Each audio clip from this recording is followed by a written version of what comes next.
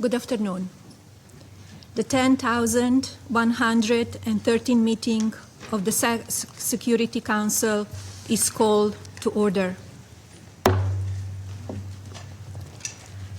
I would like to take this opportunity to pay tribute on behalf of the Council to the delegation of the United Kingdom for its service as President of the Council for the month of February. I'm sure I speak for all members of the Council in expressing deep appreciation to the entire United Kingdom team for the great diplomatic skill with which they conducted the Council's business last month. The provisional agenda for this meeting is maintenance of international peace and security, children, technology, and education in conflict. The agenda is adopted.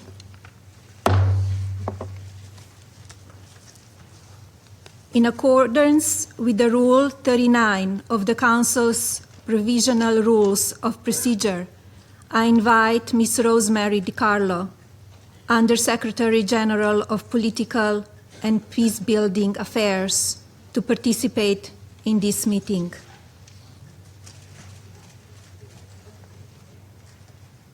It is so decided. The Security Council will now begin its consideration of item 2 of the agenda. I now give the floor to Ms. Rosemary DiCarlo. Thank you, Madam President. On behalf of the Secretary General, I want to thank you for your leadership in organizing today's discussion. This debate comes at a moment of exceptional relevance. Today, we face the highest number of armed conflicts since the Second World War. The number of civilians killed in these conflicts is the highest in decades. Our reality is clear. When conflicts erupt, children are among those most severely affected. We have been reminded of this truth over the last 2 days. Schools in Israel, the United Arab Emirates, Qatar, Bahrain, and Oman have closed and moved to remote learning owing to the ongoing military operations in the region. And we are aware of the reports from Iran about the death of possibly dozens of children, allegedly as the result of a strike that hit an elementary school in the town of Minab. United States authorities have announced they are looking into these reports. Globally, 1 in every 5 children is living in or fleeing a conflict zone. This adds up to 473 million children. Grave violations against children, verified by the United Nations, increased by a staggering 25% from 2023 to 2024. Rape and other forms of sexual violence rose by 35%. These horrific figures should impel us to do more to protect children in conflict. I pay tribute to the First Lady of the United States for her work to give visibility to the issue of children in conflict, and particularly for her personal engagement to reunite Ukrainian children with their families. Madam President, when conflicts do not rob children of their life and physical security, they deprive them of the right to have a quality education and a future of opportunities.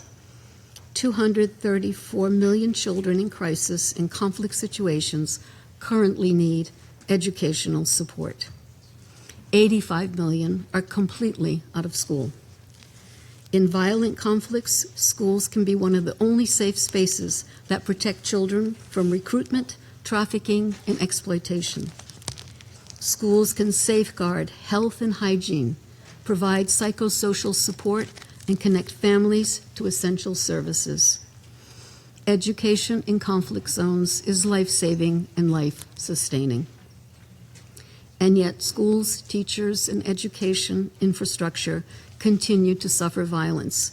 In 2024 alone, the United Nations verified a total of 2,374 attacks on schools and hospitals. Many more are unverified due to a lack of access. Most attacks in 2024 took place in Ukraine, Israel, the occupied Palestinian territory, and Haiti.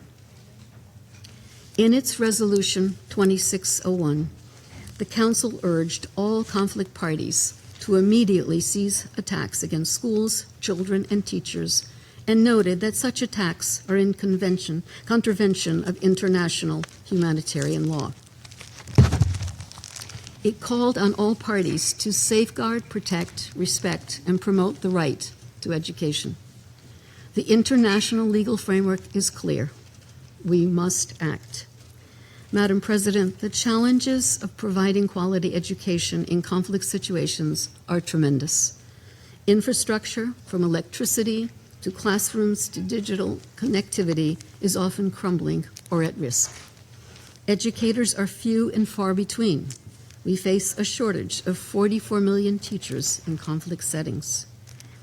Digital learning can offer access to education when schools are closed or inaccessible, or when students are fleeing violence. And the UN has made a concerted investment in these approaches. Private-public partnerships, when grounded in strong ethical frameworks, can help us deliver and expand access to innovative education technologies. For example, UNICEF's Learning Passport, developed in partnership with Microsoft, offers 10 million children in 47 countries a mobile learning platform where they can have continuous access to quality education. The Instant Network Schools program, a joint project of the Vodafone Foundation and UNHCR, allows refugees and teachers to access digital educational content and the internet, improving the quality of education in some of the most marginalized communities in the Democratic Republic of the Congo and South Sudan. Technology allows education to reach the most vulnerable and those excluded from the formal educational system. In Afghanistan, to respond to the exclusion of 2.2 million girls from education, UNESCO is mobilizing digital technologies to bring learning directly into the homes and communities, reaching close to 9,000 school communities in the country. To ensure that opportunities provided by technology are realized, we must mitigate its risks. Children in conflict face heightened online threats, exploitation, trafficking, radicalization, digital recruitment into armed groups, and cyberbullying. Digital education must therefore actively promote child protection with risk assessments at every stage, from conception to deployment. We must strengthen legal and policy frameworks to protect the rights of the child in the digital space, in line with international human rights law. Technology companies have a particular role to play in providing safeguards to their users, especially children and young people. Unfortunately, funding for education in emergencies has dropped by 24%, even though needs are increasing. We call on member states to do more to meet funding gaps in education. Madam President, the most effective way to protect children from conflict is to prevent and end wars. Building peace is at the heart of what the United Nations does. We must all work together toward this goal. Thank you, Madam President. Thank you. I thank Ms. DiCarlo for her briefing. I shall now make a statement in my capacity as First Lady of the United States. First, my heartfelt condolences to the families who have lost their heroes, who sacrificed their lives for freedom. Their bravery and dedication will always be remembered. I extend my earnest wishes for a swift and smooth recovery to all those who have been injured. You are in my thoughts and prayers during these challenging times. The U.S. stands with all of the children throughout the world. I hope soon, peace will be yours. Ambassador Waltz, I'm grateful for the distinguished honor to preside over the United Nations Security Council as the United States assumes its presidency. Undersecretary General DiCarlo, thank you for welcoming me here today. Your generosity reflects the dignity with which you hold your post. Thank you for your warm welcome, United Kingdom, France, Russian Federation, China, Greece, the Democratic Republic of Congo, Denmark, Panama, Liberia, Somalia, Colombia, Pakistan, Bahrain, and Latvia. Collectively, your mission to maintain security while upholding the responsibility of preventing conflict during times of both war and peace is significant, must be applied evenly, and should never be carried out lightly. Peace does not need to be fragile. Enduring peace will be achieved when knowledge and understanding are fully valued within all societies. The value placed on education by nations' leaders shape the core of their country's belief system. A nation that makes learning sacred protects its books, its language, its science, and its mathematics. It protects its future. This leads to something powerful, to greater understanding, moral reasoning, and tolerance of others. Peace. Children raised in a culture rooted in intelligence develop confidence, innovate, build, compete, and maintain a deep value system. Their knowledge fosters empathy for others, transcending geography, religion, race, gender, and even local norms. They become caring people. But children raised in culture rooted in ignorance are surrounded by disorder and sometimes even conflict. These societies are filled with rigid thinkers who embrace prejudice and shun human dignity. When a nation restricts thought, it restricts its own future. Education is widely recognized as a fundamental human right, and yet today, so many children and young adults are banned from attending secondary schools and universities. The cost is not abstract. Imagine the loss of potential to our collective humanity, new medical breakthroughs, advancement in food security, groundbreaking technologies, all gone. A society that excludes vast segments of its population can realize only a fraction of its potential. Societies ruled by knowledge and wisdom are therefore more peaceful. We must cultivate a just moral imagination for the next generation, for our children, building an infrastructure of understanding. Knowledge is a power. It shapes titans of industry and inspires courageous social pioneers.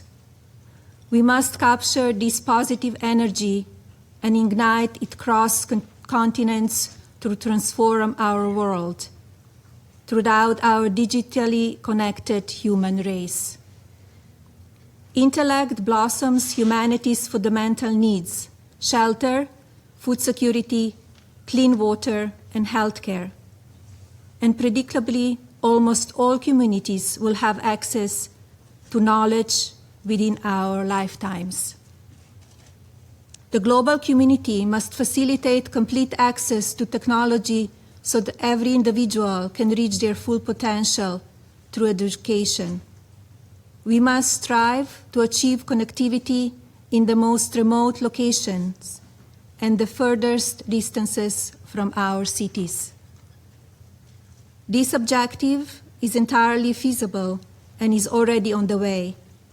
Today, roughly 6 billion individuals, about 70% of people on planet Earth, have a mobile device and use the internet.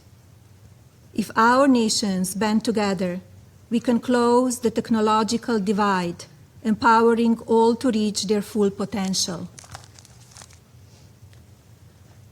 From a solitary farmer on a remote Greek island to a quiet genius in Somalia or a dreamer in uptown Manhattan, anyone can read the vast treasury of human knowledge created over centuries, which is now codified and accessible through artificial intelligence. As a single digital nation state inevitable, perhaps this idea isn't so far-fetched, since digital currency and payment system via blockchain plus AI's massive factual database is already revolutionizing media and financial markets. We are in the age of imagination, a period where technology can be free and unrestricted by land borders. Indeed, now is the time for our generation to elevate our children above ideology through access to wisdom. AI is democratizing knowledge, which was once confined to university libraries. AI is creating a new reality for our children by distributing the traditional academic path to information. Today, almost anyone, anywhere can access a vast universe of data in the palm of their hand. Let's connect everyone to knowledge through AI, including those in the most remote geographic regions of our world. Look at what this truly means. In a matter of seconds, without travel, one can quickly learn about another's beliefs, religions, customs, and histories. We are open, and it is empowering. AI can provide us with an understanding of each other's needs and the needs of our children. AI is redefining who gets to participate in the global economy of ideas. I believe our shared intellect future will prove to be a more secure, harmonious, advanced civilization. The path to peace depends on us taking responsibility to empower our children through education and technology. Conflict arises from ignorance, but knowledge creates understanding, replacing fear with peace and unity. Security Council members, I encourage you to pledge to safeguard learning in our communities and promote access to heightened education for all. I implore you to build a future generation of leaders who embrace peace through education. Thank you. I resume my function as President of the Council. I give the floor to the representative of Greece. Thank you, Madam President. First Lady of the United States, Ms. Melania Trump, I would like to thank you for chairing this important meeting and for highlighting one of the most urgent challenges of our time: the growing intersection between children, technology, and education in situations of armed conflict. I would like also to thank USG DiCarlo for her, as always, valuable insights. Madam President, today, in armed conflict, millions of children are affected daily. Surrounded by violence and insecurity, children are also deprived of the right to education, i.e., of their own very future. When schools are attacked, used for military purposes, or destroyed, children lose not only a safe place to learn, but also a sense of stability, protection, and above all, a hope for a better tomorrow. Therefore, innovative solutions need to be found to mitigate the impact of safe education, disruption, and restore education as a protective framework and a space of effective learning. In an era increasingly shaped by cutting-edge technological progress, education, technology, and innovation can form a powerful nexus to improve learning outcomes, foster peace, strengthen resilience of societies, and protect children. Nevertheless, at the same time, technology can expose children to serious risks, especially in conflict situations. As children in armed conflict face increasing risk of online harm, including online recruitment, exploitation, and sexual abuse, the Security Council Children's and Armed Conflict Framework has a duty to remain attentive to these evolving dynamics. Digital dimensions of recruitment, exploitation, and incitement are directly relevant to the protection mandate of this Council. Monitoring and reporting mechanisms should, where appropriate, reflect these emerging risks. In order to facilitate effective teaching and learning everywhere and under any circumstances, a strategic shift needs to take place that will allow for an integrated digital transformation of educational systems. This transformation entails action-oriented national plans and policies, clearly articulated educational goals, and sustained funding. Our guiding principle should always be to ensure the rights and best interests of the child, as well as their protection from online harm. Madam President, colleagues, the risks entailed by the use of digital technology are universal, even in time of peace. As stated recently in Geneva by the Greek Foreign Minister Yorgos Gerapetritis, the need to safeguard children's role and action in the future, in view of technology's advancements through the vital contribution of education, is of paramount importance. The digital environment as a public space must be safe, teaching children not just how to use technology, but crucially, how to protect themselves from it. In this endeavor, the potential of the private sector can also be utilized in collaboration with governments, civil society, and local communities, while adhering to relevant codes of conduct and human rights obligations. This partnership can contribute to the development of digital solutions of education that reflect our local reality and needs, ensure effective and flexible implementation, protect online safety, and help overcome barriers, including related to gender and disabilities. Madam President, the responsible use of technology and innovation can build bridges to safe education, dignity, and hope for children in armed conflict. It is our shared responsibility to ensure this access. Our ultimate objective is to cultivate a genuine global human rights culture by nurturing empathy in the next generation. If we can instill in a child the profound belief that human dignity is non-negotiable, that child will inevitably become a leader who champions peace. Ultimately, this deeply rooted culture is our most powerful defense against turmoil and armed conflict. Our engagement in the education of children is an investment in peace, and Greece, also through its work in the CAC Working Group, will remain at the forefront of this discussion. I thank you. I thank the representative of Greece for the statement. Thank you. I give the floor to the representative of France. Merci, Madame la Présidente.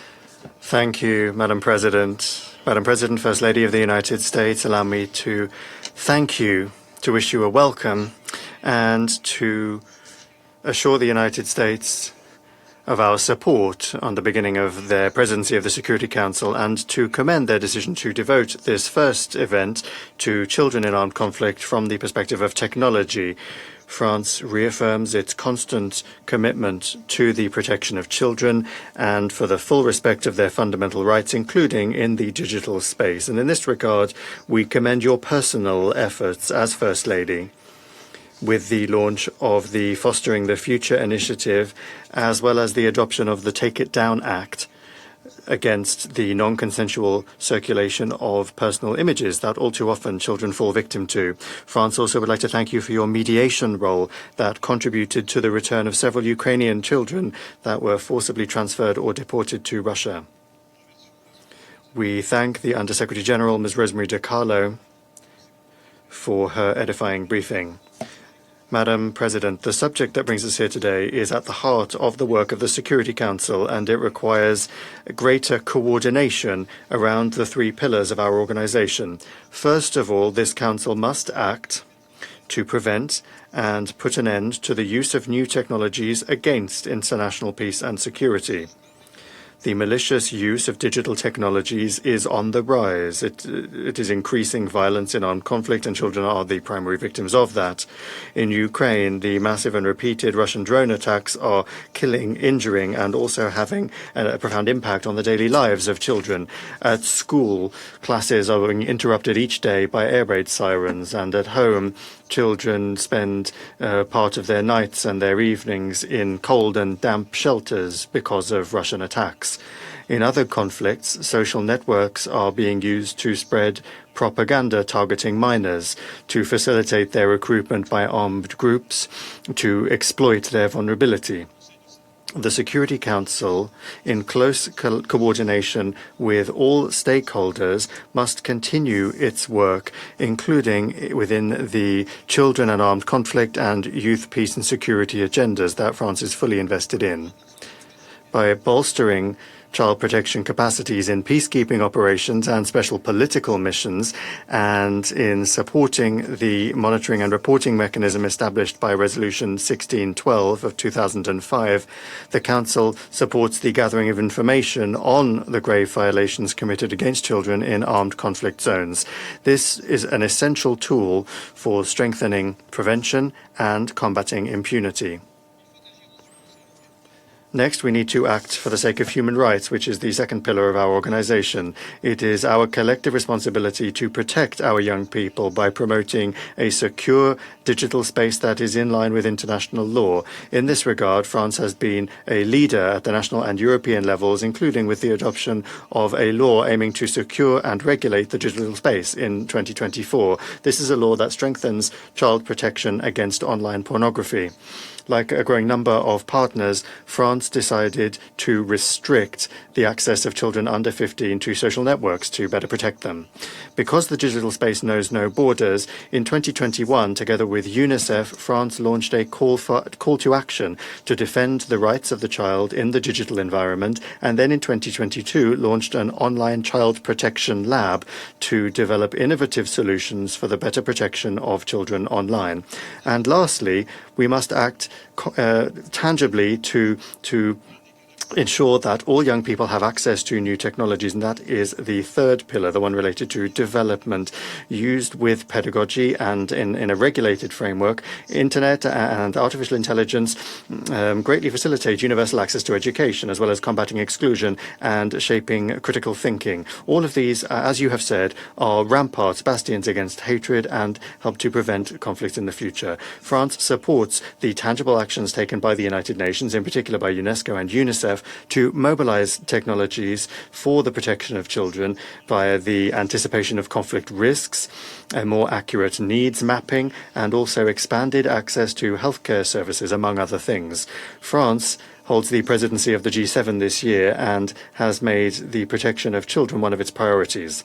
Madam President, to conclude, The protection of children and young people affected by armed conflicts is of concern to all of us. The engagement of the United Nations, and in particular that of the Security Council, remains essential in that regard, and your presence is an encouragement, as was the case for several decades ago, the contribution of another First Lady, Eleanor Roosevelt, in the drafting of the Universal Declaration of Human Rights. Thank you very much. Thank you very much for your kind words, and thank you, representative of France, for the statement. Thank you. I give the floor to the representative of Democratic Republic of the Congo. Madam President, first of all, I would like to congratulate the United States of America on acceding to the presidency of the Council in this month of March 2026. And I would like to thank you for this meeting on such an important and decisive and crucial topic for my country, as well as for many other regions in the world who are impacted by war and armed conflict. In this regard, the Democratic Republic of the Congo welcomes the initiatives aimed at strengthening international mobilization so as to ensure the well-being and the future of the children in the digital age. We reaffirm our commitment to all multilateral efforts to protect children and to ensure their fundamental right to education. My country would like to pay tribute to you, First Lady of the United States, for your commitment to the integrity and dignity of children in the world. We also thank Madam Rosemary DiCarlo, Under Secretary General of the United Nations, for their statement. Madam President, guaranteeing an effective access to education and digital technologies for children in situation of the conflict is, for us, the Democratic Republic of the Congo, is an essential reality, fact. For 3 decades, our country has been witnessing circles of repeated violence and armed conflicts, particularly in the eastern part. This has been the situation has prevailed for 30 years, and millions of children have been deprived of their fundamental right, access to education, which is safe, inclusive, and of high quality. Let me give you an example. Just in the South Kivu province, where with impunity, since the beginning of 2025, we have been witnessing the movement of M23 and the RDF, the Rwanda Defense Forces, in violation of national laws, the UN Charter, basic principles of international law, international humanitarian law, and therefore the impact of conflict on education has been as follows. First of all, the free of charge of schooling has been undermined because the Rwandan forces, M23, decided to impose schooling fees. Next, statistics are telling us that 8,419 schools, 1,768 schools, out of which 71 primary schools and 675 secondary schools today are no longer functioning.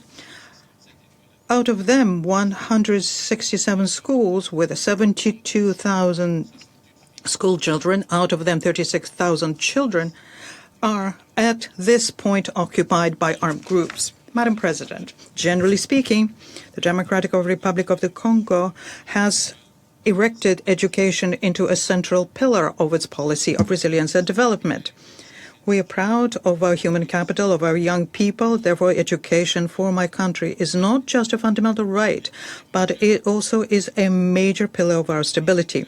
The free schooling, which was decreed by the President of the Republic, His Excellency Felix Antoine Tshisekedi Tshilombo, since he acceded to his high office in 2019, is a reflection of this view that we need to improve access to education and new technologies. In addition to this policy, we in 2025 adopted the education and emergency training strategy covering 2025 to 2029, which is there to build an education system which is resilient, inclusive, and is a measure of protection capable of ensuring the continuity of learning before, during, and after crises.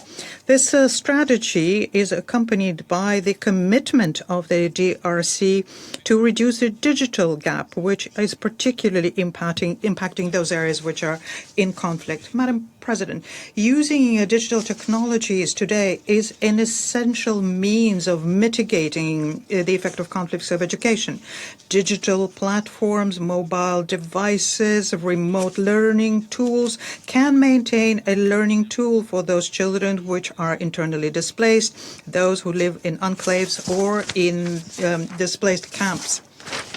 Similarly, the advances of artificial intelligence can also help with education. They can accompany pedagogical efforts and provide psychosocial support to those children who are victims of trauma.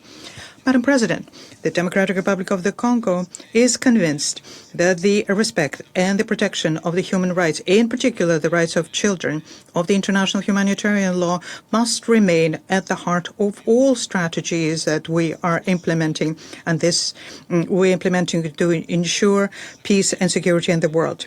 We have to work together to make sure that these dimensions, very frequently lost in approach, analysis, and evaluation of conflict, take pride of place.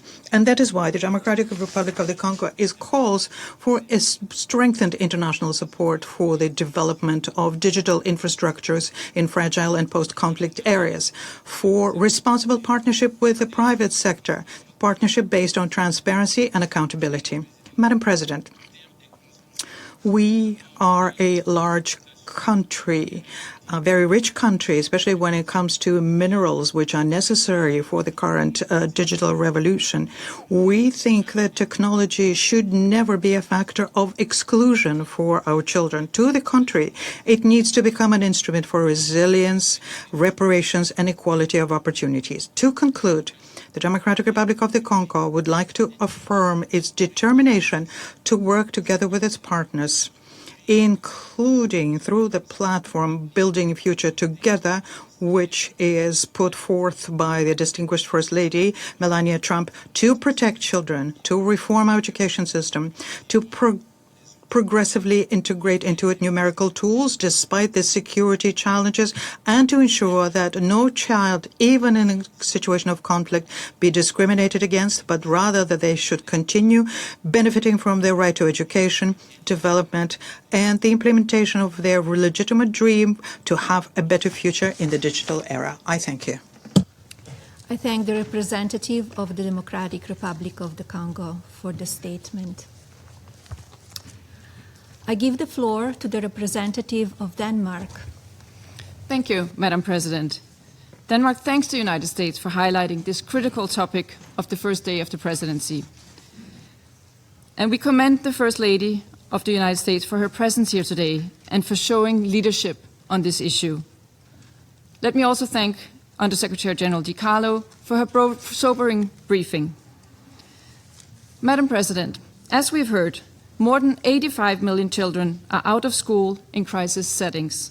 From Sudan to the Sahel, from Afghanistan to Gaza, too often, too many school-aged children are prevented from learning. As members of this Council, we have a common responsibility to protect education in conflict. I commend the efforts by the United Nations in this regard, notably UNICEF, UNESCO, and the Office of the Special Representative of the Secretary General for Children and Armed Conflict. For example, in Ukraine, the UNHCR supports access to education from online learning for refugees to offline learning at underground schools near the front line. In Lebanon, UNICEF assists access to digital learning for Syrian refugees. And, as we've heard from the USG, in Afghanistan, UNESCO supports broadcasting of educational programs to reach learners in their homes.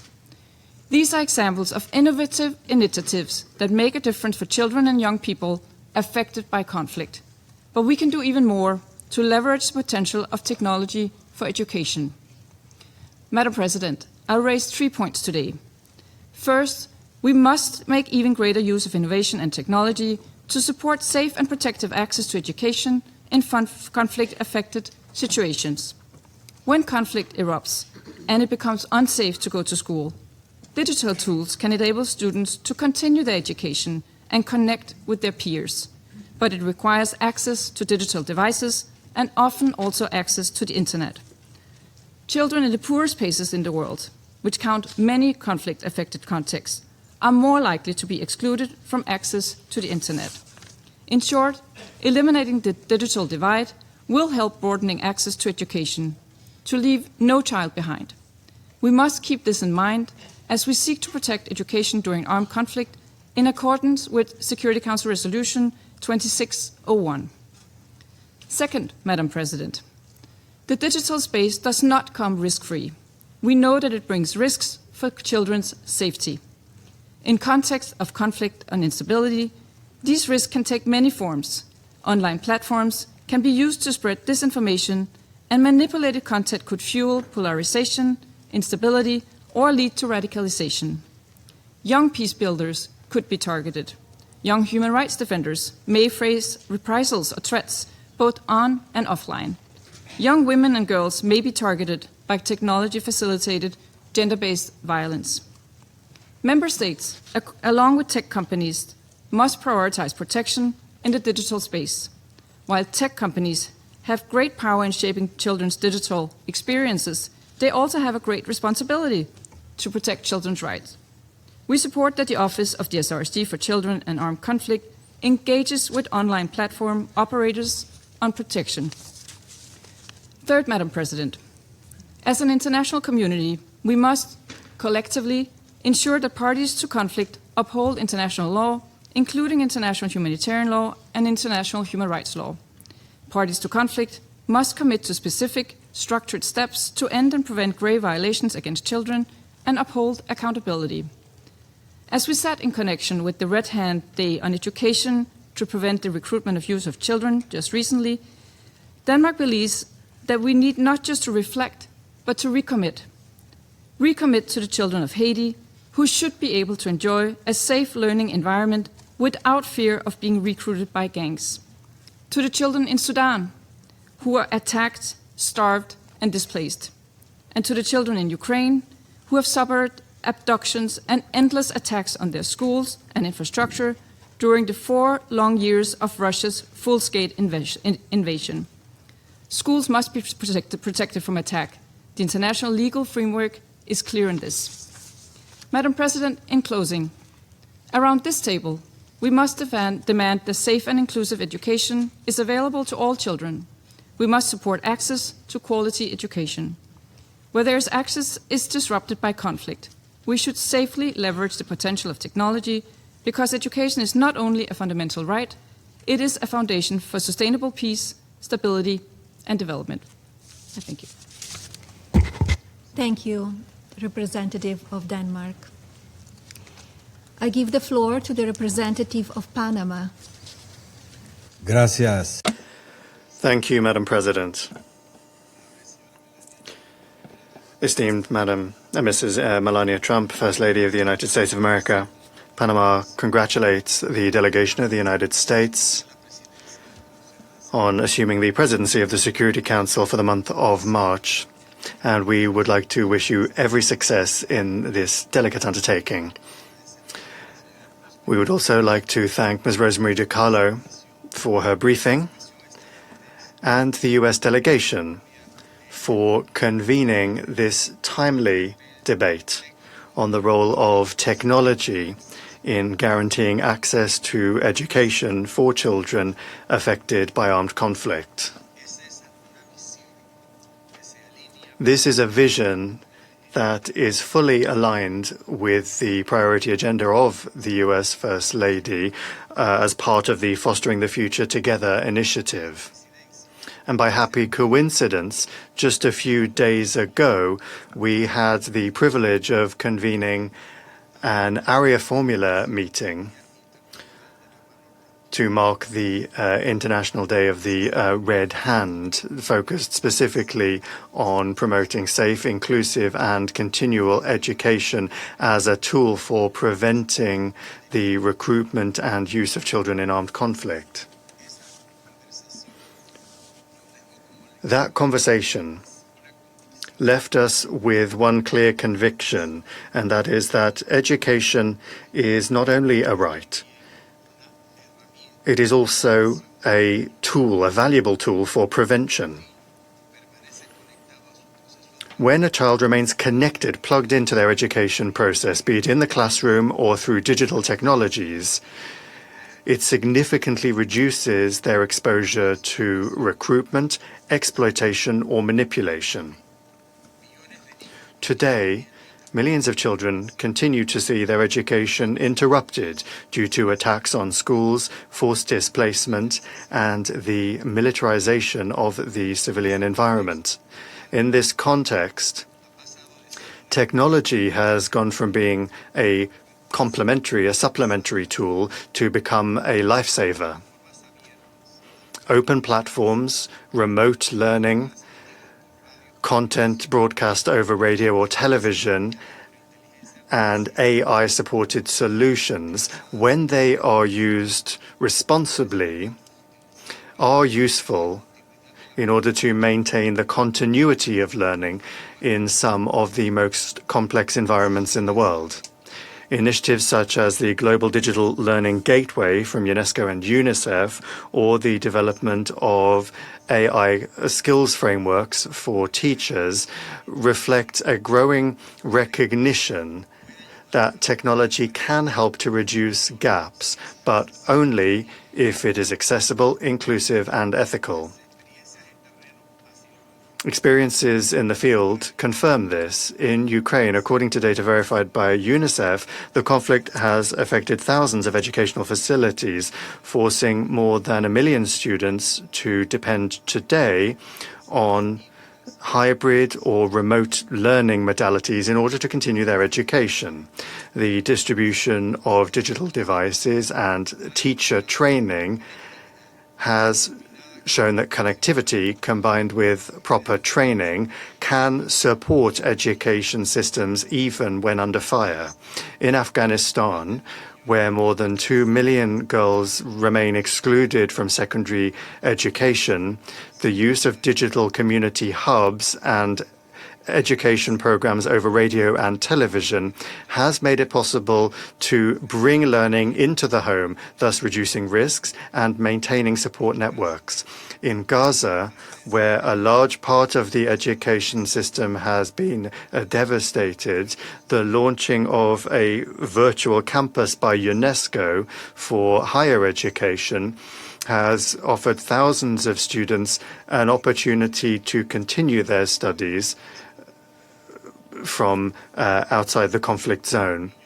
In recent days, children in various countries in the Middle East have had to make use of virtual educational platforms because their education has been affected by the impacts of another armed conflict. Madam President, this experience demonstrates the potential of technology as a tool for resilience. However, we have to recognize that the digital space is not neutral.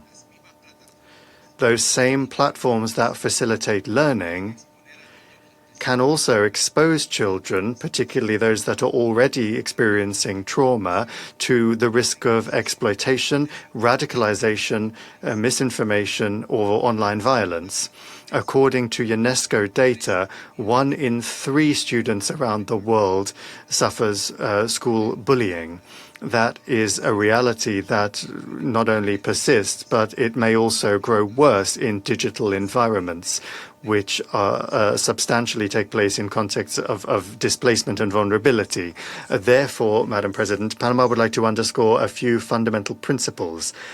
Technology must be a supplement to, but it cannot nor should it replace in-person education. Schools continue to be essential spaces for the comprehensive development of, protection of, and the recovery of children. Public-private partnerships are necessary, but they have to be rooted in solid ethical frameworks that respect the rights of the child in the digital environment. Moreover, we must make sure that this does not expand the digital divide. Without equitable access, technology could deepen inequalities that already exist. Madam President, our country considers that artificial intelligence can support teachers but never replace them. Digital literacy, training for teachers, and the meaningful participation of young people themselves all need to be part and parcel of our response. Guaranteeing the continuity of education in conflict situations is not just a development issue, because depriving a generation of education, at the end of the day, means sowing the seeds of future crises. And in that regard, we reaffirm that safe, secure, inclusive and equitable access to education, including its digital dimension, is an inalienable part of the protection of children in armed conflicts. Thank you very much. I thank the representative of Panama for the statement. I give the floor to the representative of Liberia.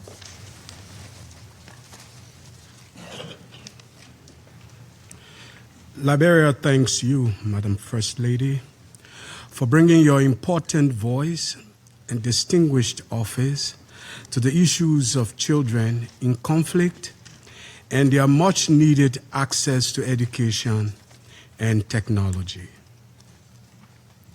We also thank the United Kingdom for its effective stewardship of the Security Council during the month of February, and USG DiCarlo for her instructive briefing. We warmly welcome the United States as it assumes the presidency for March, and thank the United States delegation for convening this timely meeting.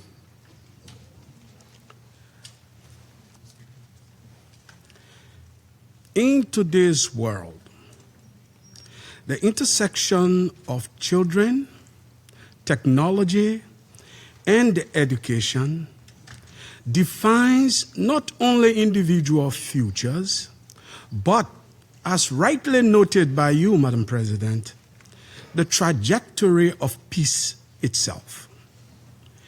In conflict settings, when classrooms fall silent and connectivity is severed, the loss is not only educational, it is generational. Efforts that restore learning, expand safe digital access, and protect children from technological exploitation are therefore investments in stability and human dignity. Madam President, Excellencies, today Liberia will speak from a past that taught us what conflict steals and what education restores. We remember all too well what it means to be the child the world sought to protect. The classroom without a roof. The generation told to wait for peace before being allowed to learn. 14 years of civil conflict destroyed our schools, dispersed our teachers, and recruited children before they were literate. From all of these, we learned a painful truth. When education collapses during conflict, the conflict does not end. It simply mutates. This is why Liberia approaches today's discussion not as a development debate, but as a matter of international security. Around the world, more than 224 million children living in crisis settings are currently out of school, according to global education partners. Many before me have quoted even grimmer statistics. This is not just an educational emergency, therefore, it is a security emergency, a protection emergency, and a generational emergency. A child denied learning in a conflict zone is exposed not only to illiteracy, but to recruitment, manipulation, and exploitation disguised as survival. Similarly, a community deprived of education does not simply lose opportunity, it actually inherits instability. In these contexts, digital education is simply not a luxury. It is actually a stabilizer. It is prevention policy. Across West Africa, post-conflict recovery has shown us that the path from ceasefire to resilience actually runs through the classroom. Within ECOWAS, we have seen that rebuilding infrastructure alone is insufficient. Rebuilding human capital is what prevents relapses into conflict. Increasingly, this rebuilding must be digital. Africa is not waiting to be transformed by technology. We are trying to reshape technology under difficult constraints. We are developing low bandwidth platforms, solar-powered systems, and community-driven learning models precisely because our circumstances demand innovation that is efficient, resilient, and inclusive. In my home country, Liberia, when national emergencies halted schooling, community radio delivered lessons across counties, while solar-powered learning centers reached communities far beyond the grid. Children shared devices, but more importantly, they shared knowledge. Our innovations did not emerge from abundance. They emerged from determination. From these experiences, Liberia offers 3 proposals. First, the establishment of a post-conflict education digital recovery window within existing international financing mechanisms. Digital learning infrastructure, including connectivity, devices, teacher training, and child protection safeguards, must be embedded in early recovery frameworks and not treated as a secondary priority. Second, we are developing a pilot network of solar-powered community digital learning hubs. These hubs function independently of unstable grades, deliver offline capable curriculum, provide teacher training modules, and offer safe digital access points for displaced and conflict-affected children. They are modular, scalable, and built for fragile settings. Third, Liberia calls for a voluntary coalition of governments, technologists, and educators to design low-bandwidth, offline, first learning systems tailored specifically for conflict environments. Not repurposed systems from stable countries, but tools engineered for fragility, which are grounded in child safety. Madam President, innovation must never come at the expense of protection. We therefore support the development of standardized safeguards for all artificial intelligence tools used in humanitarian and emergency settings.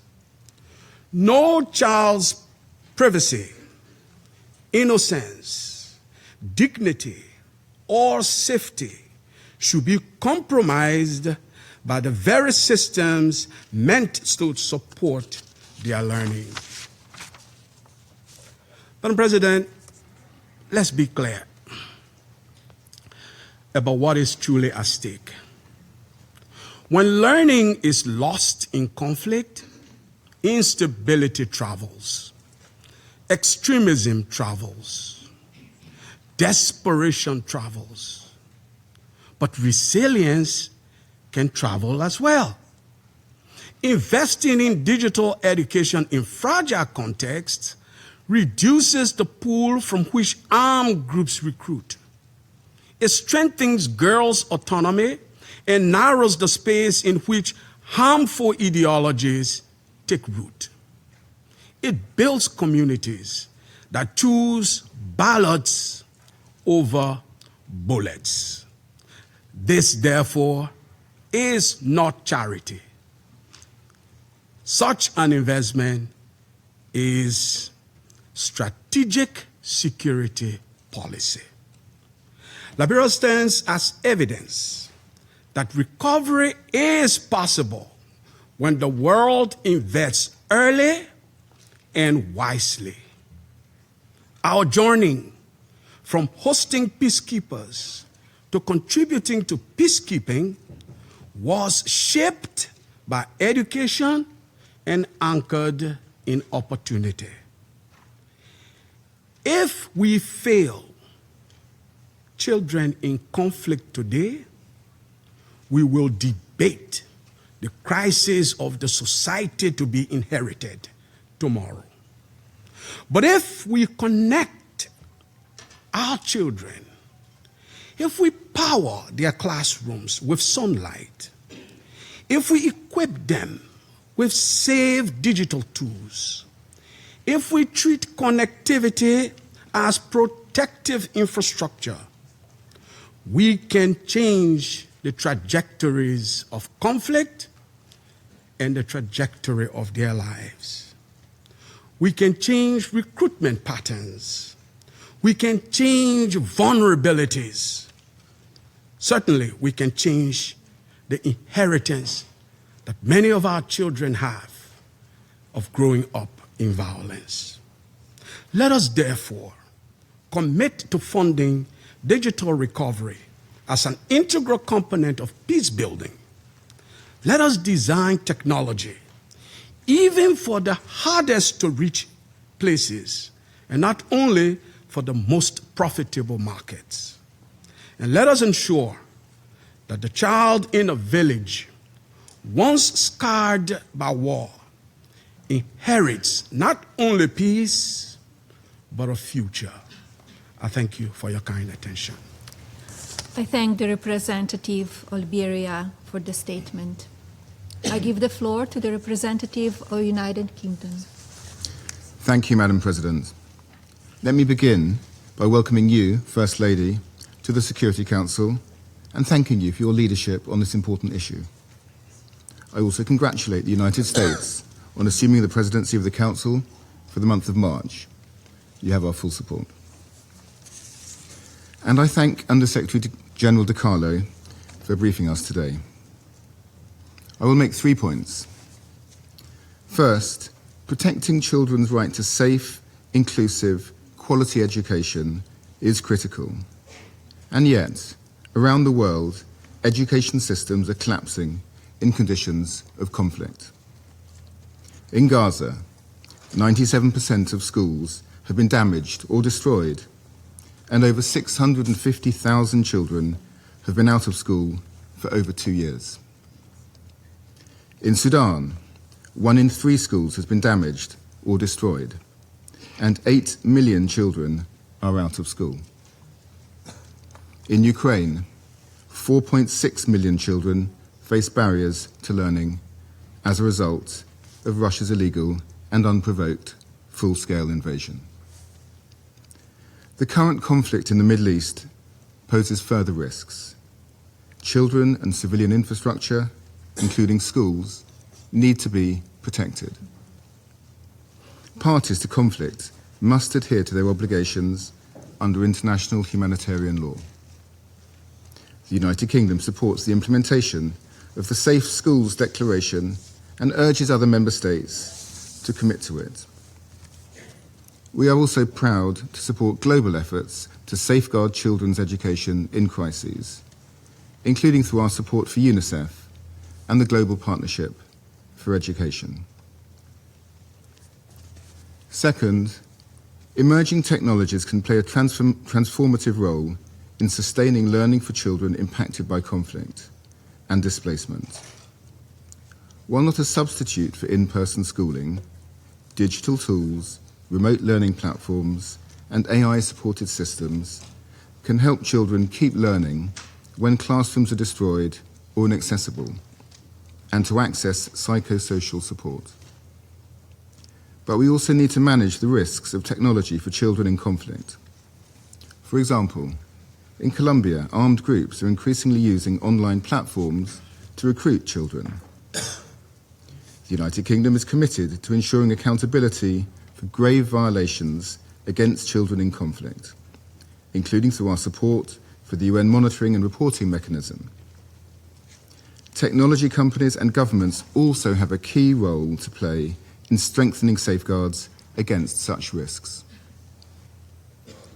Third, Madam President, conflict disproportionately impacts girls' education. Girls are more likely to be out of school than boys in conflict settings.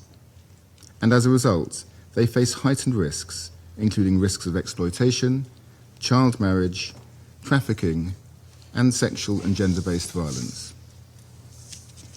The United Kingdom is proud to support girls' education in crises, including over 7 million supported through the Education Cannot Wait Fund. And we call on the private sector, working with governments and civil society, to ensure technology meets the particular needs of girls whose education is impacted by conflict. I thank you. Thank you, Representative of United Kingdom, for your statement. I would like to give the floor to Representative of China. Thank you, Madam President.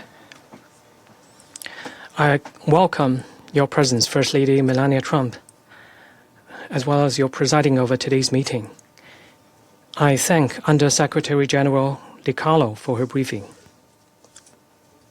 Children are the most vulnerable group in armed conflict and require the most protection. Incessant conflicts around the world today have led to rising cases of violation against children in recent years, which China finds deeply disturbing. The denial of children's right to education due to conflict not only affects the healthy development of children themselves, but also erodes the foundation of national stability and undermines development. The international community must give priority attention to this issue, build consensus, and work together to improve access to education for children in conflict zones. I would like to make 4 points. First, strengthening child protection is the top priority.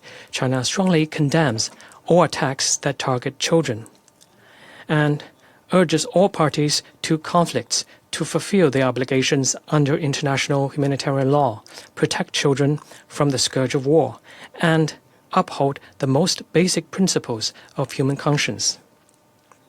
Attacks on schools are one of the 6 grave violations against children identified by the United Nations and should be strongly condemned and resolutely opposed. The international community should respond to incidents of harming children and damaging schools with robust investigations and accountability efforts and work together to prevent more atrocities. Second, ending conflicts completely is the fundamental solution. China calls on all parties to the conflict to prioritize the interests and well-being of the wider population and hostilities and violence as soon as possible, and resolve the differences through dialogue and consultation. The Security Council should stay committed to political settlement of hotspot issues and bolster conflict mediation. The Gaza conflict has cast a dark shadow over an entire generation of Palestinian children. Israel must fully comply with the ceasefire agreement, completely lift restrictions to humanitarian access, and end the suffering of children in Gaza. Haitian gangs are forcibly recruiting large numbers of children, turning them into expendable tools of conflict. The international community should support Haiti in addressing both the symptoms and the root causes of the multiple crises confronting the country. Third, promoting sustainable development represents a long-term approach. Development is key to breaking the cycle of violence, addressing the root causes of conflict, and achieving lasting peace. The international community should strengthen cooperation in education, and in particular, help conflict-affected countries improve their educational infrastructure, scale up education investment, expand the pool of well-trained teachers, build comprehensive teaching systems, and make education more inclusive and accessible. China supports the close coordination and cooperation among UN humanitarian and development entities to accelerate the implementation of the Sustainable Development Agenda relating to children and education, and to effectively promote and protect children's rights through development. Fourth, the proper application of technology constitutes a crucial means. Technologies such as remote teaching, online platforms, satellite networks, and mobile terminals can break through the spatial and temporal boundaries of traditional classrooms, making knowledge literally available at fingertips, and significantly empowering children's education during conflicts. At the same time, the application of technology must be human-centric and guided by the principle of AI for good, with full respect for the sovereignty and ownership of the countries concerned, as well as respect for local cultural traditions. It should also be driven by the physical and psychological needs of children. It is essential to expand the sharing of best practice to help the countries concerned build up their digital capacity and bridge the digital divide. It is vital to ensure data security and prevent the risks of misuse and breach. It is imperative to adhere to the principles of humanity and neutrality and refrain from politicizing or weaponizing technology. Madam President, as home to one of the world's largest child populations, China highly values the important role of new technologies such as artificial intelligence in promoting children's education and protecting children's rights. Under China's digital education strategy, digital and smart learning has been identified as key to China's future educational development. Guided by the vision of building a community with a shared future for mankind, China is committed to providing public goods and engaging in result-oriented cooperation in order for children worldwide to benefit from advancement in new technologies. China has been building and renovating primary and secondary schools in developing countries and providing them with teaching supplies. We have also been working with partners such as UNICEF and UNESCO to implement digital projects in conflict-affected and developing countries and promote the digital transformation of education. China stays committed to working collectively with the international community to heal wounds with love and care, empower education with technology, and strive to ensure that no child will be left behind. Thank you, President. Thank you, Representative of China, for the statement. I give the floor to the representative of Somalia. Thank you, Madam President. Let me begin by thanking the United States for convening this meeting and welcome you, Madam First Lady, and commend your leadership in presiding over today's timely and important discussion. I also thank USG DiCarlo for the insights which remind us that the challenges before us are immense, but so too is the expertise and commitment and compassion around this table. We gather to confront a profound challenge, which is ensuring access to technology and education for children whose lives have been shattered by conflict. In today's world, digital opportunity can mean the difference between hope and despair. Yet for millions of children affected by war, education remains out of reach. When schools are closed or destroyed, children lose not only their chance to learn, but also the protections and connections that help them recover and thrive. In these moments, children become even more vulnerable to exploitation, trafficking, and instability. Nowhere is this more urgent than for the children of Gaza. Their resilience in the face of unimaginable loss and daily hardship inspires us all. We cannot allow them or any child living through conflict to be left behind. As we look ahead, I would like to propose the following.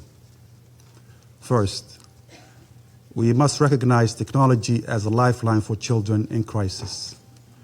Even when disaster shuts down traditional classrooms, digital tools can keep education alive. Advances in artificial intelligence and robotics are transforming how children learn, equipping them for a fast-changing world. Yet with this promise comes responsibility.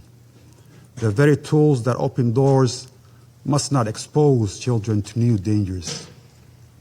We must build safeguards, educate families and teachers, and remain vigilant against those who would use technology to harm. Second, we must make the protection of schools and learning spaces an absolute priority as reaffirmed by United Nations Security Council Resolution 2601. Schools must be safe havens and never be targeted. Attacks on educational facilities rob children of their right to learn and strip communities of hope and stability. We must reaffirm our commitment to upholding international law and ensuring that schools, teachers, and students are protected at all times, especially in conflict zones like Gaza, where more than 97% of schools have been damaged or destroyed, and 91.8% of all education facilities will require either full reconstruction or major rehabilitation to become functional again. Third, we must close the digital divide with creative, context-appropriate solutions. For millions, barriers like lack of devices, electricity, or internet are real, and nowhere is this more urgent than for the developing world, in particular in our continent, Africa. By working with technology innovators, educators, and local communities, we can tailor solutions to reach even the hardest impacted children. As we strive to deliver education and opportunity amid crises, we must also address the root causes of conflict, such as inequality, marginalization, and underdevelopment. The best protection for children is to prevent conflict from erupting in the first place. Addressing the drivers of violence and instability through diplomacy, sustainable development, and respect for human rights remain our most powerful tool to safeguard children's futures. Law can uphold perpetrators to account, but itself it cannot prevent conflicts. True safety and protection of children is built on teaching the values of nurturing, care, and empathy in every society, while building communities committed to dignity, inclusion, and peace. In conclusion, Madam President, my delegation is committed to working together to make the digital era a source of hope and possibility for every child. With commitment to conflict prevention and responsible use of technology, even in the darkest circumstances, we can ensure no child is left behind. I thank you. Thank you, Representative of Somalia, for the statement. I give the floor to Representative of Colombia. Gracias. Thank you, Madam President. Allow me to begin with Special greetings for the First Lady of the United States, Mrs. Melania Trump, and I would like to recognize her leadership in promoting initiatives targeting the well-being of children, which is a subject of shared interest. I would also like to thank Ms. Rosemary DiCarlo for her valuable briefing. Colombia recognizes the potential of digital transformation for new generations. In conflict situations, where schools have been destroyed, are inaccessible, or aren't able to provide safe, secure conditions, technology can help guarantee access to education and the continuity of education, facilitating the provision of essential services such as psychosocial support, and also help to expand the availability of good quality information, especially in marginalized populations and populations that are facing multiple and intersecting forms of discrimination. However, access alone is not enough. A truly inclusive digital transformation has to close the gaps that exist between countries and also within countries.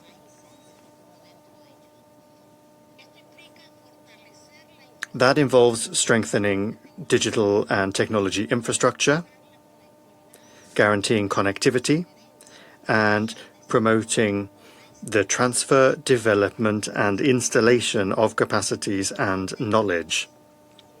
In contexts such as Haiti or Palestine, the destruction or limited availability of basic infrastructure, including digital connectivity, also affects the ability of humanitarian actors and agencies of the United Nations to guarantee the continuity of education and of fundamental services for children affected by conflict. Equally, it is important to make progress with digital literacy that allows all people to critically and safely use technological tools and to transform them into learning opportunities. Otherwise, access to technological tools will lack real impact.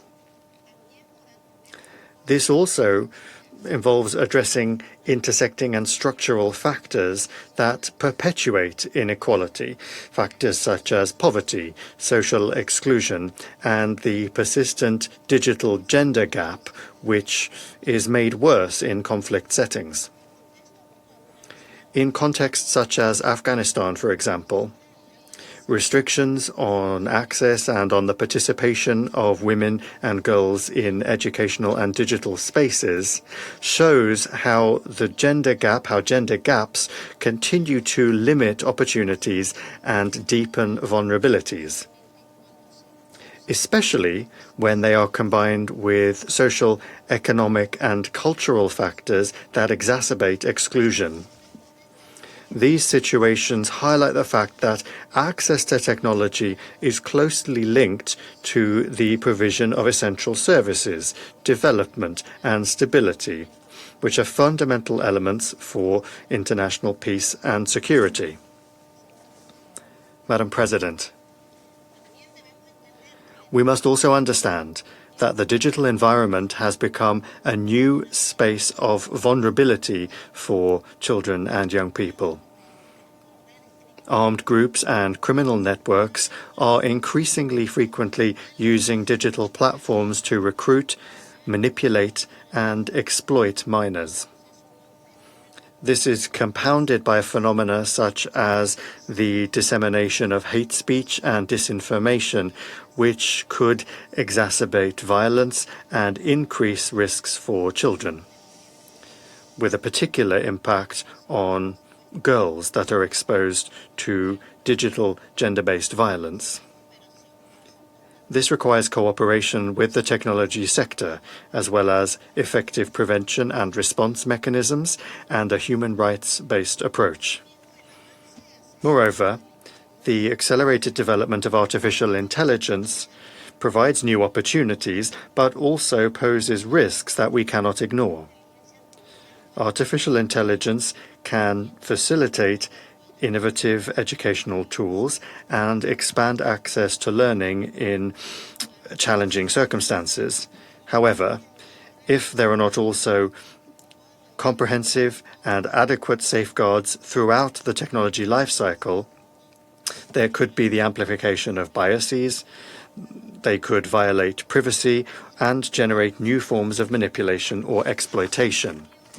Faced with these challenges, multilateralism remains an essential tool for promoting a secure and inclusive digital environment and making sure that technology and technological innovation contributes to sustainable development, to achieving the Sustainable Development Goals, and to respect for human rights. We have shared frameworks and principles. Now we need to make firmer progress on implementing them. New technologies need to be a tool for good quality education rather than a new source of inequality, especially for children and in particular for those that are suffering the impacts of conflict. Our responsibility is to make sure that the digital environment does not reproduce the dynamics of violence and exclusion that we are trying to overcome. Once again, Colombia reaffirms its commitment to international law, to the United Nations Charter, and to the peaceful settlement of disputes. The protection of the civilian population, in particular of children, is an absolute priority. Collective security is not built with more confrontation, but rather with more safeguards and cooperation. Thank you. I thank the representative of Colombia for the statement. I give the floor to the representative of Pakistan. Madam President, First Lady of the United States, Mrs. Melania Trump, I would like to welcome and thank you for presiding over this session, the very first of the U.S. presidency for this month, and something that underlines the importance that you attach to this subject. And let me also thank USG DiCarlo for her briefing. Pakistan welcomes the Fostering the Future Together initiative of the U.S. First Lady, aimed at building a global coalition committed to enhancing children's well-being through the promotion of education, innovation, and technology. And Pakistan is pleased to join this initiative. The issue before us is not simply about innovation and technology. It is about safeguarding human dignity and ensuring that conflict does not steal the future of an entire generation. Across conflict zones around the world, including situations of foreign occupation, notably Palestine and Jammu and Kashmir, millions of children are growing up amid rubble and chaos rather than in classrooms and in calm. Schools have been destroyed, damaged, or militarized. The teachers have been displaced. Digital networks disrupted. Education systems, already fragile, have been pushed to the brink of collapse. The Secretary General's own report, the most recent report on children and armed conflict, paints a deeply troubling picture. It documents alarming levels of grave violations against children, including attacks on schools and hospitals, problems of recruitment and abduction, and the denial of humanitarian access. The scale and intensity of these violations have increased worldwide. The erosion of education in conflict settings is not incidental. It is often systematic, compounding trauma and perpetuating cycles of conflict. When education is interrupted over extended periods, it creates generational consequences that extend far beyond the immediate conflict. Madam President, we need to appreciate that education is not merely a service. It is a stabilizing and securing force. When denied, children become more vulnerable to exploitation, trafficking, recruitment, and radicalization.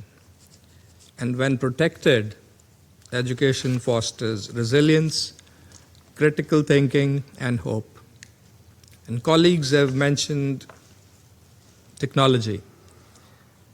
If harnessed responsibly, technology can help bridge this divide.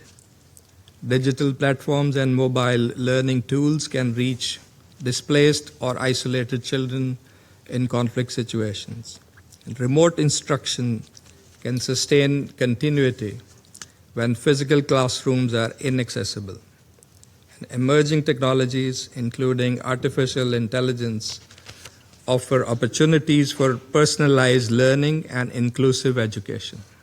Yet, technology must be governed with vigilance, for access without safeguards poses risks. Digital environments can expose children to exploitation, disinformation and misinformation, hate speech, surveillance, and abuse. Madam President, we believe that our collective response should rest on three clear commitments. First, close the digital divide in conflict-affected settings through investment in resilient infrastructure, affordable connectivity, and provision of devices, prioritizing girls and children with disabilities. Second, integrate child protection by design in all digital education initiatives, ensuring robust data protection standards, cybersecurity safeguards, and accountability for online harm. And third, strengthen partnerships and collaboration among member states, the United Nations, civil society, and the private sector to deliver context-appropriate solutions that reinforce national education systems and uphold international humanitarian and human rights law. Madam President, ultimately, technology is not a substitute for peace. The most effective way to protect children and their right to education is to prevent and resolve conflicts in accordance with the relevant resolutions of this Council, the UN Charter, and international law. But while conflicts persist, we have an obligation to ensure that no child's future is extinguished by circumstances beyond their control. In the complex conflict environments, transformative use of technology can be a shield and a bridge to enable the children the right to safety, learning, and development, and a catalyst for resilience, dignity, and lasting peace. That I understand from this discussion is a shared objective which merits our collective action and cooperation. I thank you very much. Thank you, Representative of Pakistan, for your statement. I give the floor to the representative of Bahrain. شكرا سيدة الرئيسة. Thank you, Madam President. It is my honor at the outset to welcome the participation of the First Lady of the U.S., Ms. Melania Trump, the wife of His Excellency the President of the United States. I would like also to express the Kingdom of Bahrain's appreciation for the Fostering the Future initiative, which aims to promote the protection and well-being of children, especially in fragile and conflict-affected environments.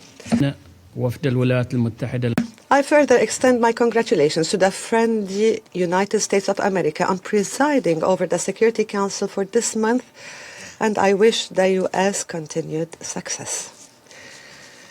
I thank the delegation of the UK for their remarkable leadership of the Council last month.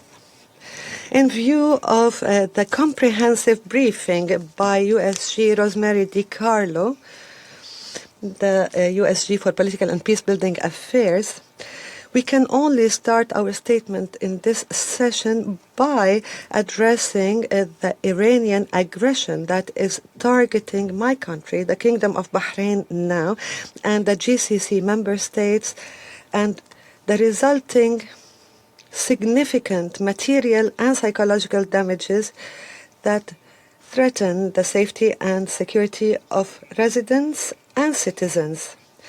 The ongoing Iranian attack on civilian and service provision facilities, residential areas, had led to the closure of schools as a temporary precautionary measures to safeguard the security and safety of children and teachers.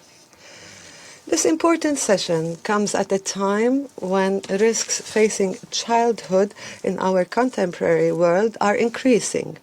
The digital space has today become an extension of conflict zones, with the rise of online recruitment of children through digital platforms and their exploitation in illicit activities, the cyber attacks targeting educational infrastructure, and the profound psychological impacts affecting millions of children. Madam President, reports by UNICEF indicate that the number of children out of school or formal education has reached 30 million children in the Middle East and North Africa region, equivalent to 1 in every 3 children being deprived of education. Recognizing the seriousness of these developments, the Kingdom of Bahrain established the Unit for Child Protection in Cyberspace, embodying the Kingdom's commitment to protecting children from cyber risks and crimes through monitoring and addressing online violations, raising awareness on safe use of technology, and strengthening community partnerships to ensure a safe digital environment that enables children to learn and grow with confidence and security.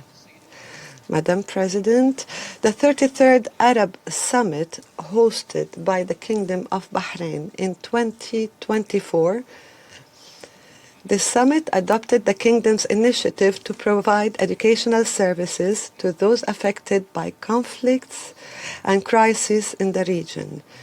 Individuals deprived of their right to formal education due to security and political conditions, as well as the consequences of displacement or being refugees and migration, through cooperation and coordination between the League of Arab States and the United Nations Educational, Scientific and Cultural Organization, UNESCO. This approach, adopted by the Kingdom, aims to intensify international cooperation in addressing digital and educational challenges, to expand access to safe and inclusive education in areas affected by conflicts. Under the leadership of His Majesty King Hamad bin Isa Al Khalifa, the King of Kingdom of Bahrain, and with the support of His Royal Highness Prince Salman bin Hamad Al Khalifa, the Crown Prince and Prime Minister, the Kingdom is keen to place the protection of human beings, especially children, at the core of its national and international action. This is reflected in the statement of His Majesty the King at the first meeting of the Peace Council, Peace Board, in which the Kingdom is a founding member, through the provision of necessary infrastructure and skills to establish an effective government digital services platform in Gaza. Building on this approach, the Kingdom of Bahrain affirms the importance of joint action along 3 main tracks. First, support UN efforts to develop regulatory frameworks that address the risks of digital recruitment and exploitation of children in armed conflicts. Second, deepen strategic partnerships with the private sector, developers of emerging technologies, and social media platforms to proactively detect and prevent digital violations against children. And third, build the capacities of conflict-affected states to protect educational and digital spaces dedicated to children and to exchange best practices. Madam President, in conclusion, the Kingdom of Bahrain reaffirms its firm commitment to working with the international community and all partners to ensure that technology remains a tool for building the future, not a means of threatening it. The Kingdom also emphasizes the importance of ensuring the continuity of safe and quality education for children in conflict zones, including through reliable digital solutions that preserve the child's right to uninterrupted education and prevent the widening of the education gap. Thank you for your attention. I thank the representative of Bahrain for the statement. I give the floor to the representative of Latvia. Thank you. Thank you, Madam President. Let me start by congratulating the United States on the beginning of their presidency of the Council and for starting it with the First Lady of the United States, Ms. Melania Trump, presiding over this meeting. And we wish you a warm welcome and thank you for your leadership.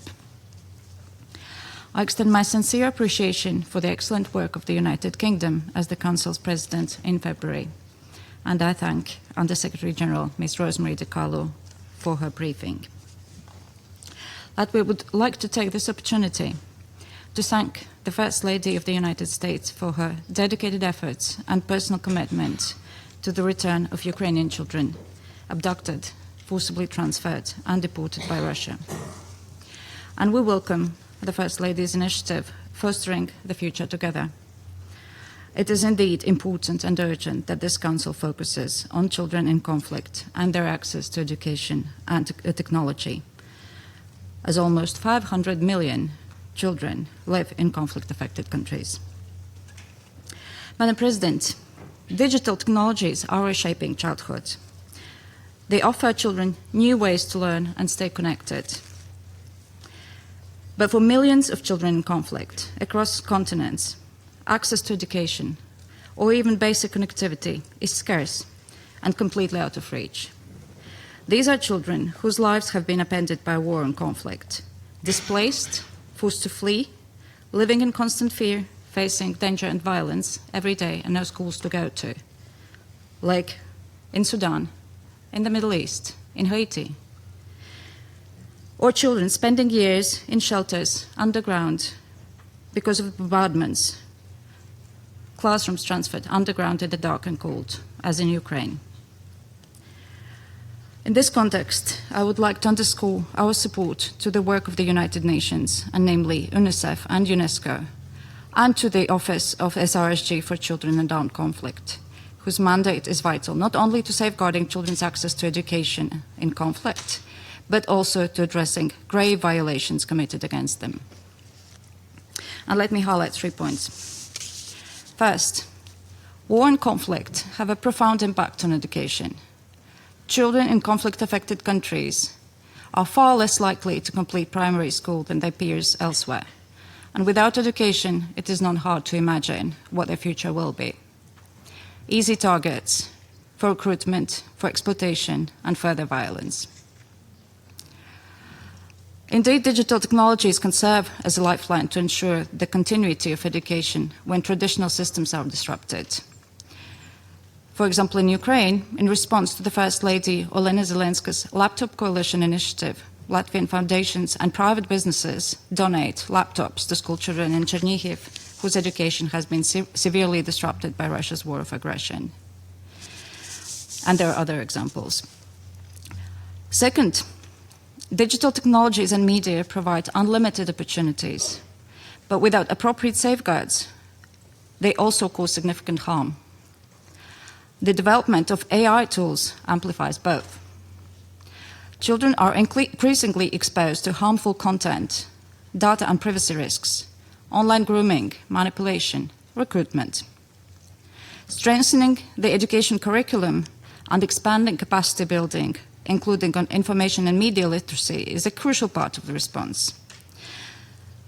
That is why, through development cooperation, Latvia supports STEM education and digital skills, especially for girls and young women, in various countries. And education alone is not sufficient to address harm in the digital environment. Protecting children requires a collective effort. This is families, educators, who guide and support them, and they also need the capacity to do so, and public institutions and private companies, including online platforms that identify risks and take responsibility for addressing them. Third, digital tools alone cannot replace meaningful human interaction, and education is no exception. Technology and AI should enhance children's learning, not replace it. And as our experience during COVID pandemic demonstrated, online-based learning is not a substitute for in-person learning. The lack of engagement with teachers and peers leaves a negative impact on children's social and emotional development. Digital tools should support teachers, not sideline them. Madam President, our responsibility is clear: to ensure that all children, especially those in conflict zones, are safe, have access to education, and can benefit from digital opportunities, while also remaining shielded from their harms. For children whose schools have been destroyed or whose access to learning has been violently disrupted, protecting their right to education means finding reliable ways to keep learning alive and to build peace. And achieving this demands responsible action from all of us. And I thank you. I thank the representative of Latvia for their statement. I give floor to the representative of Russian Federation. Madam President, first of all, we would like to thank the United Kingdom for their presidency in February and to wish every success to the American presidency in the month of March. Madam First Lady, we welcome your personal participation in the meeting today. We're grateful to you for convening this meeting on a very important topic, the topic of children, technology, and education in conflict. The access of children to education is one of the main rights enshrined in the Universal Declaration of Human Rights and in the Convention on the Rights of the Child. More than that, it's an imperative for humankind if humankind wants to follow the path of progress. Education is what is called upon to make a little person heir to countless scientific, spiritual, moral, and ethical riches accumulated by humankind. It's not just aggregated knowledge, which in this day and age is accessible online and is subject to artificial intelligence. Education is called upon to develop an ethical sense in a person and its creativity. In other words, receive the main things which distinguish a human being from animals and from increasingly capable robots. Armed conflict is the enemy of education in all senses of the word. Children, against their will, when they're in conflict, end up being cut off from schools, from their teachers, from their peers. They end up in a situation where they're isolated and are under constant stress. We also need to recall here that there are wars which are conducted for inter alia, the purpose of depriving children of education, and my country has first-hand knowledge of such situations. Hitler, for example, used to say, and I quote, "When it comes to the issue of how to handle the Russians, for us, the principal line is there and it's perfectly clear. These people are not to be provided with culture. It's quite enough to have children remember at school remember road signs, to learn the multiplication tables, and to learn how to sign their name." End of quote. And that is precisely why our country will never forget the horrors of Nazism, will not allow it to be reborn, and deprive the world of Russian culture and culture in general. Madam President, today what we need to do is to make every effort to make sure that during armed conflict, children's education remain guaranteed to the extent that it's possible. The absence of access to education makes children even more vulnerable to violence and recruitment by armed groups. Technology and innovation do have a serious potential as a tool to improve children's lot in armed conflict. When educational institutions close down because of armed hostilities, remote education technologies do come into play, but they cannot replace a fully fledged education. It's important to remember here that in developing countries impacted by conflict, very frequently have no necessary infrastructure or the possibility to create such an infrastructure, and the digital coverage for the population could be very low. And that is why they need to be assisted in overcoming the digital divide. We also should remember that the online environment is where extremist ideologies are being disseminated. Children without education become easy prey for extremists and terrorists. And if we do not find a possibility to provide a decent specialized education to our children, well, they will become so-called educated by other, much more dangerous sources. Internet is also the place where materials are being disseminated depicting sexual violence against children and scenes of their sexual exploitation. Combating these monstrous developments is something that is enshrined in a number of provisions of the UN Convention Against Cybercrime. It's a first in history universal treaty in this area, and this document was developed upon Russia's initiative.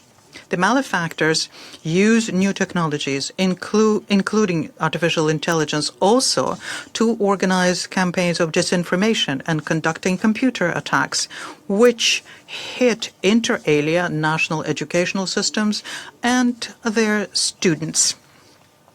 We are convinced that the key to success in countering these threats consists in the following. We have to make sure that the digital solution developers abide by national laws of those states where they operate, and that countries cooperate amongst themselves on this issue without politicizing it. Madam President, even though there are opportunities provided by technologies, nothing can replace personal interaction with a teacher as well as contact with other children. Therefore, even during an armed conflict, schools must remain a safe space. They must not be used for military purposes or be attacked. Madam President, we must note that sometimes protecting children in an armed conflict becomes an instrument of political manipulations, where in an unacceptable manner the labels of wrongdoer is placed on one, whereas the crimes of others are being passed over in silence. For example, very few know, or rather don't want to know, that last week alone, Russian schools were targeted by the armed forces of Ukraine 5 times. Or that in Belgorod Oblast last year, children had to study remotely. Or do they know that the Russian students in a number of regions now have mandatory training on safety procedures in the case of artillery shelling, drone attack, hostage taking, evacuation, or first aid?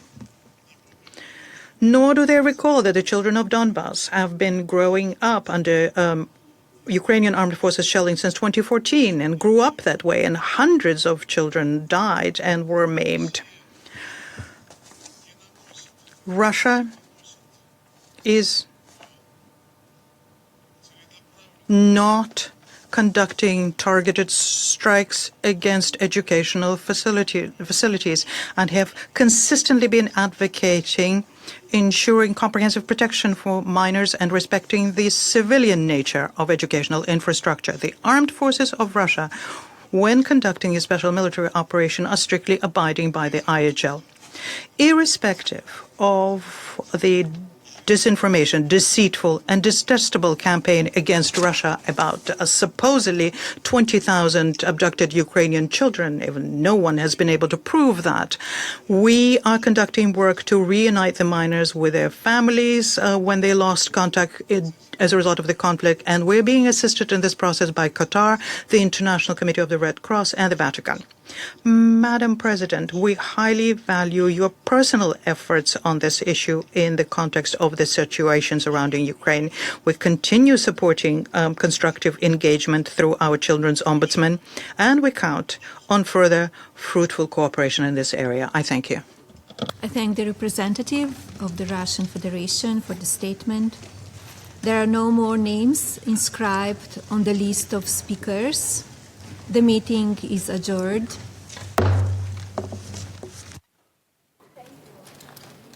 Honored to be here with you on this historic day. I wish you all strength and resolve to succeed in preserving peace and security throughout the world. Thank you.